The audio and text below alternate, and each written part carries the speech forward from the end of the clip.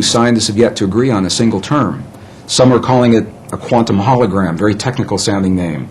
Dr. Edgar Mitchell, the former Apollo astronaut, I've had the honor of sharing a stage with him a number of times. He calls it nature's mind. Stephen Hawking calls it the mind of God. Others simply call it the field.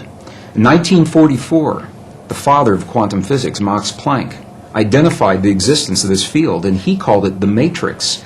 He said, underlying everything that we see, our bodies included, everything we see in the world around us in our bodies, he said, there is the existence of what must be a conscious and intelligent mind. This is his language in 1944.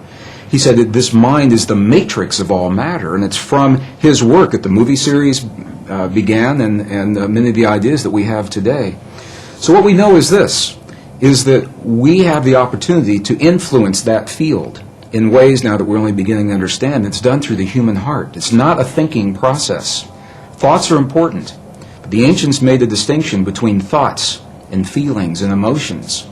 And it's the feelings that are centered in our heart, what are called coherent, heart-based emotions.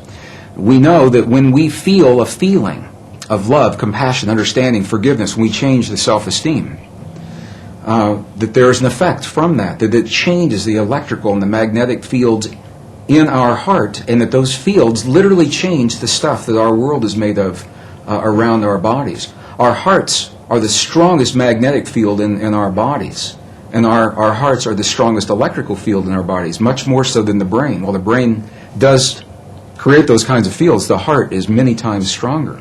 And what the science now is showing is that when you can change the field that the atom is in, you change the atom. And we're made of those atoms.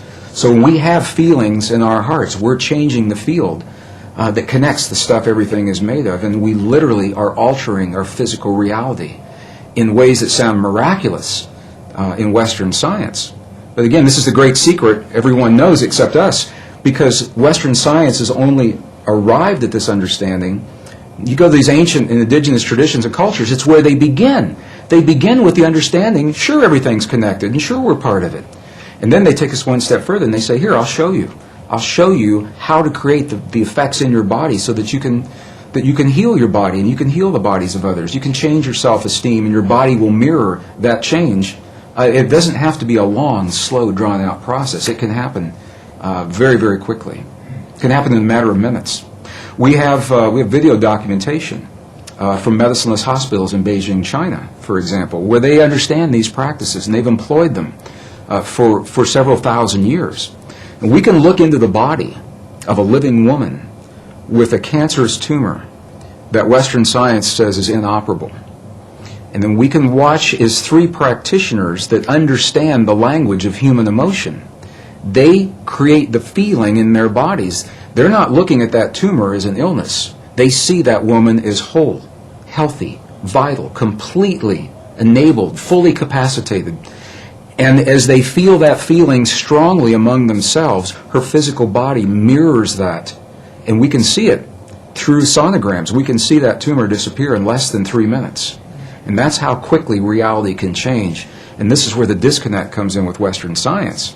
Because I've shared this information with scientists and medical doctors all over the world, and they say, wow, it's a miracle. We're going to have to come back and study this, and we will as soon as we find a cure for cancer, or as soon as we find the cure to cure on the mechanical level, what they see as a mechanical process. And what we now know is our physical body is the outpicturing, is the mirror of something that is not so physical.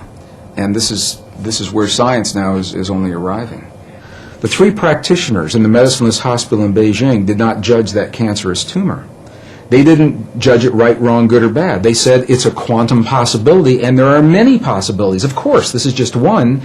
They said, now we're going to choose another one. But this is a subtle and very, very different way of looking at things, because they acknowledge what is and invite a new possibility rather than having a charge on